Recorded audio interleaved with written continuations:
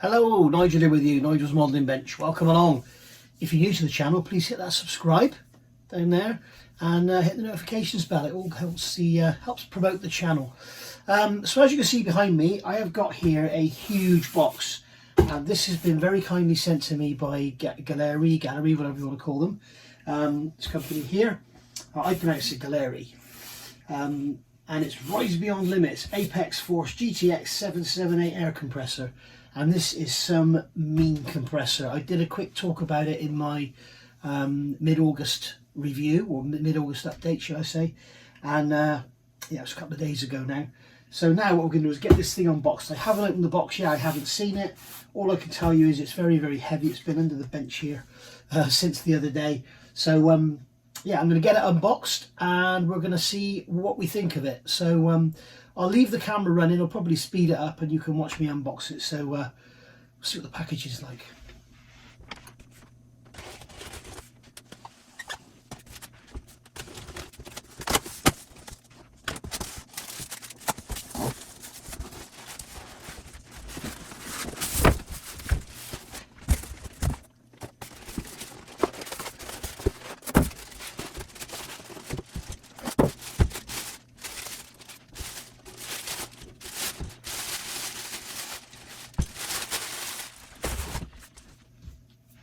Okay, there you go. So now you can see it. That's the back end. This is where all the weight is. It's got this little box of, I think there's some oil in there, a little funnel for us to put oil in. So you can see the back end here. We've got our compressor here, which looks very much like the normal sort of silent compressors we see all over the place. We've got a cable here. Where is the plug?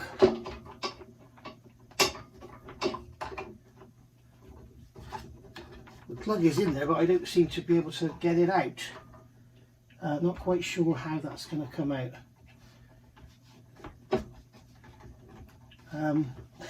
That's got itself really well lodged in there. I think it's probably turned.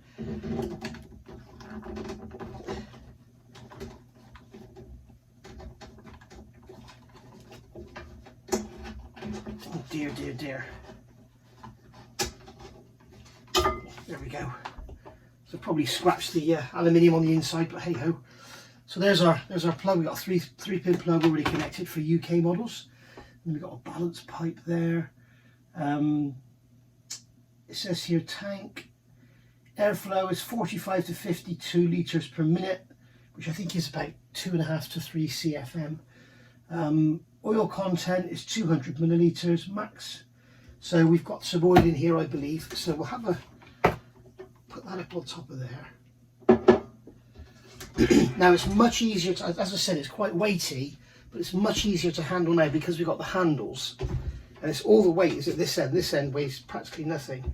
All the weight is at this end. So I can turn it around and I can show you the front. Got a little bit of a mark on there, but that'll come off with some thinners, I'm sure. Yeah. Okay. So there's our front. And you can see there we've basically got two tanks, we've got two water filters, and we've got two outlets. This one is blocked off. Okay, so we can have two air lines on here connected to two air brushes, which is very handy. We don't have any provisions for putting air brushes on, probably because they know this is so large it would probably go on the floor. We've got two separate compressor gauges, so that's really handy if for instance you were, you know, in a production situation, if you like, not a hobbyist, you can have one set at 18 psi for your paint and one at maybe 23 psi for your clear coats or something. So you just swap over, you know, rather than having to keep adjusting the compressor. So, you know, normal sorts of, that's going to be a, yeah, pull to adjust, oh sorry, is it going to be down to adjust or pull up to adjust? I suppose it would help if I looked at the manual. Yeah, it's pull up to adjust and then push down to lock, which is typical. And then the air valves here are the usual sort of, you get some pressure in there. I use a little plastic cup. I did see one here. Where's it gone? I did have one here just now. Just now I saw a plastic cup. There we go, there it is. A little sort of plastic shot cup. Just put that under there, push the bottom and that catches the water. And that's what I use on my, my water compressor. So yeah, very nice indeed, very solid construction, and looks to be well made. It's got stainless steel braided hose there, so they're going to last a very long time. We've got some lovely protection on cables and wires and everything as well. It does appear to be extremely well made. So yeah, very nice. Right, so it's taking the mat with it. That's the heavy end doing that. Okay, so first things first, we need to look at the instructions and see about getting this oil into this tank, which is at the back end. So I'm going to turn the camera off, have a look at the instructions, and then I'll come back. Okay, so I've opened that box, and in there we've got 2 airlines. There's no quick connect coupling or anything on here, we've just got the 2 airlines. So if you want to use your Gaahleri airbrush with the quick connect, you'll have to buy the female, because they only give you the male with the airbrush. Somebody else said, why don't they give you a female? You only need 1 female, don't you? Well, in this case 2. So we're going to leave for today, we're going to leave 1 pipe blocked off. I'm not going to be doing any spraying today, I'm just going to see what this sounds like and how it operates and everything. So the first thing we have to do, if you look on the side here, I can't keep moving it because it just keeps dragging the mat with it, but there's a yellow sticker on here. You can just about see it there. There's a yellow sticker, and it basically says ensure sufficient refrigerant oil is added before switching on the power. Now on the Gaahleri website, they actually say put all the oil in. Now they give you this bottle of oil, which is 200 millilitres, and basically I think it's, if you look on the website, it tells you, I think it's R66. It's the same as the old oil you get in your air conditioning on your car. So we can see on here there is a blue line. You can probably see that. If I bring the camera a little closer, just for this, you can see on here, where are we? Come over here, camera. You can see there's this tube here, okay, and there's a blue line on there, and the oil is just, oh, come on Nigel, the oil, the trouble is everything's backwards, the oil is just below, so I've just got to top it up slightly. So they've given us a funnel, all right, get that away from the light. So they've given us a little tiny funnel here, so what we've got to do is use this quick coupling, pull it up, and then pull the pipe down. God blimey, it's easier said than done. There we go, I got it right. Now I'm going to put the funnel in the end. Okay, and we're going to hold the pipe roughly where it will be, because obviously this is our filling tube, but it's also our oil level, so the pipe is naturally staying where it's going to be. So I'm doing this left-handed, so I'm likely to spill some, which is why I've got the rag under here. It's always a pain doing stuff on camera, as you well know. I'm going to grab another piece of, let's grab a bit of toilet roll. I must stop using this bloody toilet roll on paint because it makes it, I get the bits off, don't we? So I'm just going to pour this in here.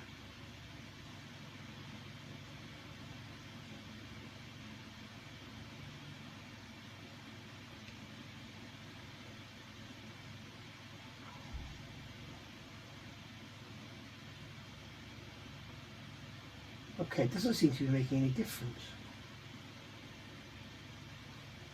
I just want to get it topped up. Okay, so I was thinking that's not 200 millilitres in there, that's more like 100. But I've basically put it all in there as instructed on the website, and the oil level is still pretty much the same. So now what we're going to do is put this pipe back in. It's a simple push fit connection. It's just going to push up into there, and now you can see the oil. If I bring the camera in again with my terrible camera skills, you can see now that the oil, bring the camera in, is now up to the blue line. Okay, so remember that basically when you move that up and down, the oil level needs to be, what they're basically saying is the oil level needs to be here. It says on here 200 millilitres max, so there we go. I'm sure there's some tolerance in that. But there was definitely a drop of oil in there when I got it. That, of course, you see the fitting here, the bottom of the tank is where my finger is now. So I'm guessing there was just a bit of residual oil left in the tube. So there we go. Okay, so we've put all the oil in as instructed on the website. Not as instructed in the instructions. It doesn't tell you to put all the oil in the instructions. Now the next thing to do here, which is not covered on the website, we have in the instructions, or in the box, we have this air filter here. So what we're going to do is take this air filter out of its little bag. Okay, and there's a little, is that a connector in there? It certainly looks like it might be a connector. What they're telling us here is to remove the rubber plug from the air inlet and store it properly, and store the air inlet filter securely. So I'm not quite sure. So we're going to remove this rubber plug from here. That's our air inlet. Come on. Actually, I'm going to go and wash my hands in a minute because my fingers have got oil on them. I don't want to get oil all over this thing. Every time I touch a knob, I'll be getting oil on my hands. God, blimey. That is properly in there. God. Right. So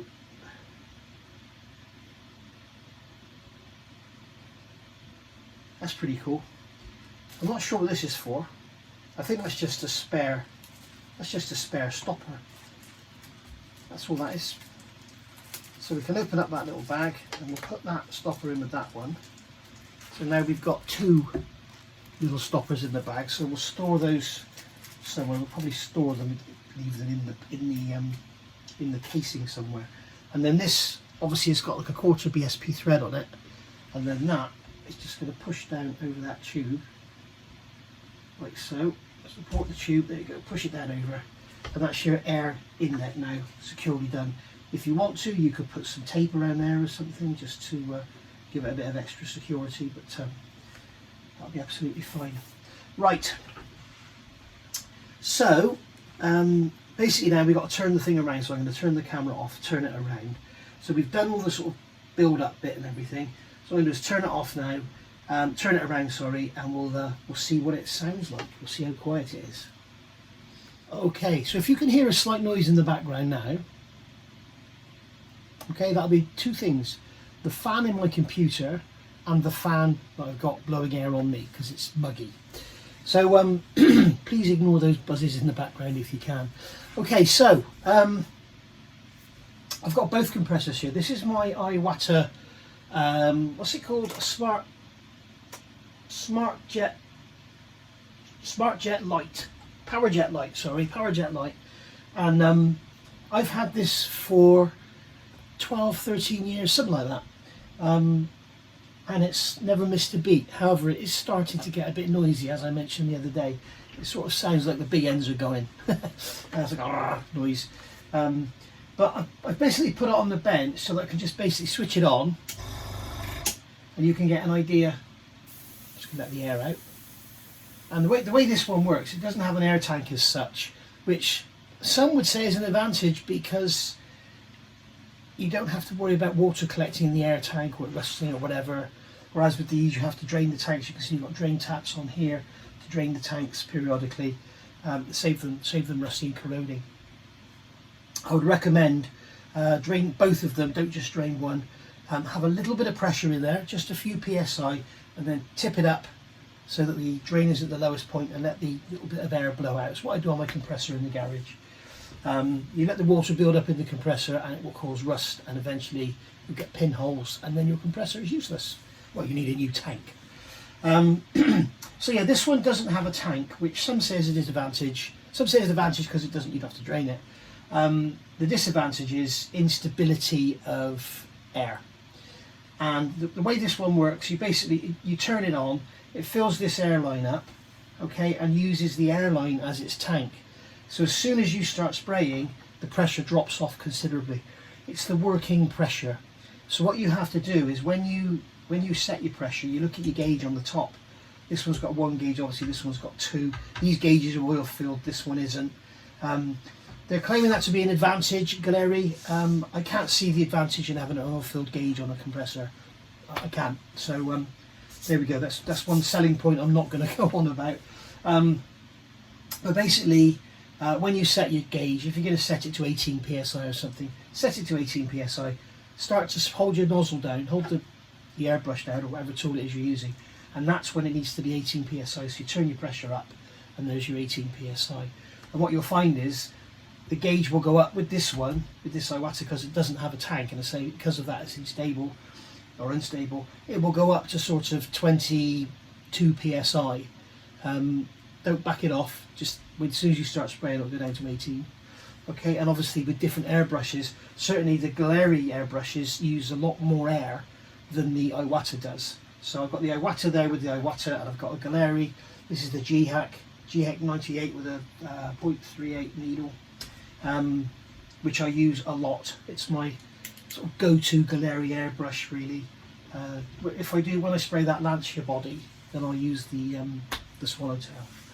So anyway, so we've got this plugged in, we've got them both plugged in, and as I say, I've got them here for a noise comparison.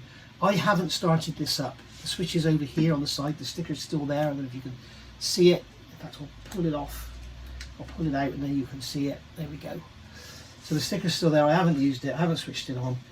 So it will be as much of a surprise to me as it is to you. Now, we're also going to see, because at the moment we know we've got completely empty tanks. There is no air in there whatsoever. So we'll see how long it takes to fill up these two tanks. So for the first time, let's switch this on.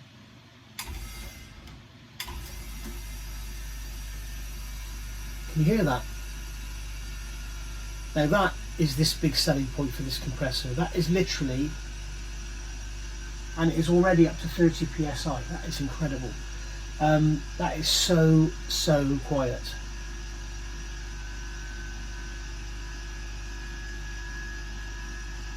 Obviously the noise will increase as the pressure increases, and the way this will work, in case you don't know, whatever you set these to, okay, even if you set this at 5 psi, it will always fill the tanks up to something like 116 psi.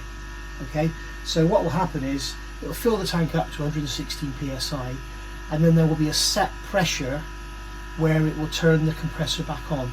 So in a minute, once this is charged up, and it's nearly there, it's on 90 psi now.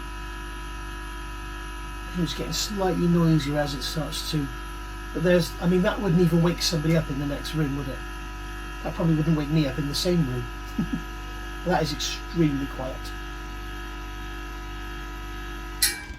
There you go, you heard it ping off, and it is at,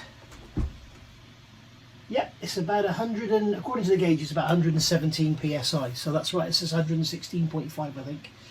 So there we go. So that is now charged up to 116 psi. For a comparison of noise,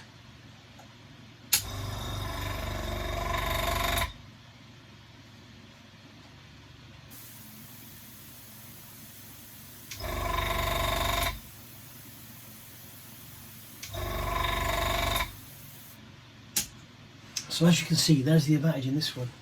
So now, if I go and turn this on now, that's going to come out 116 psi, I think. Yeah.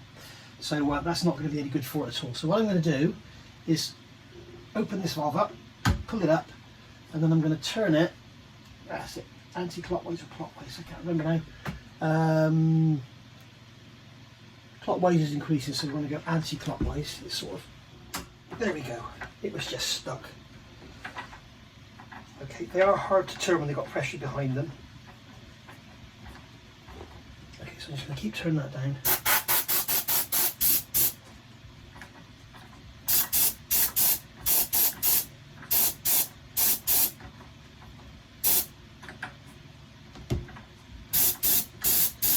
There we go. As you can see, it's coming down a long way. I'm going to set it to 18 psi.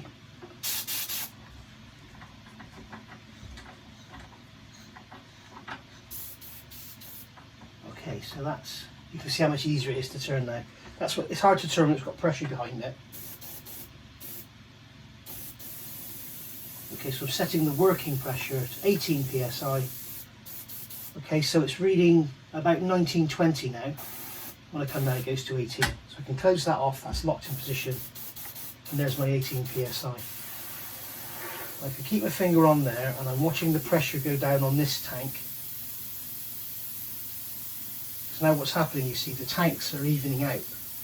I want to see where we get to before it fires up again. You can see how much spraying time we've got. without it running.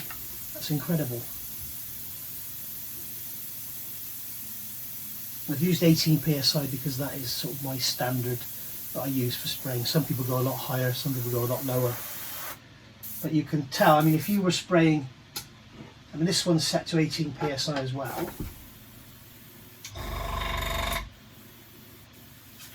Turn that up a touch.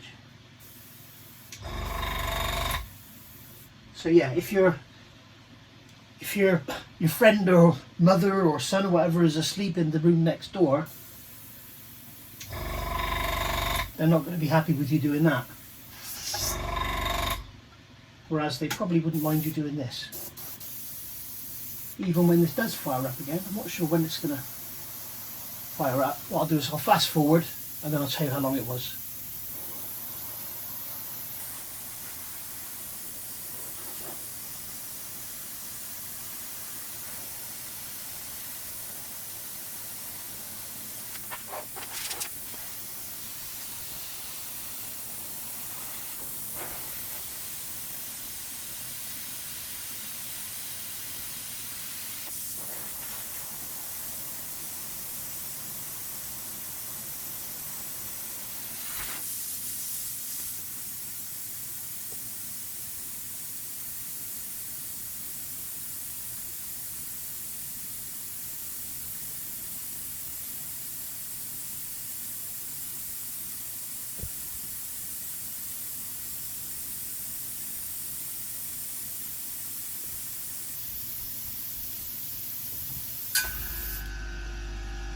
Okay, it's just kicked in there, alright, and 50 psi is the cut-off point, and that was 3 minutes at least, which doesn't sound very long, but 3 minutes spraying is a long time. So even when it does cut in, it's just silent, isn't it? Well, I think, guys, this will be the compressor I'm using from now on. As I say, my water sounds like it's on its way out anyway. As I will demonstrate again now, this one's going to switch off.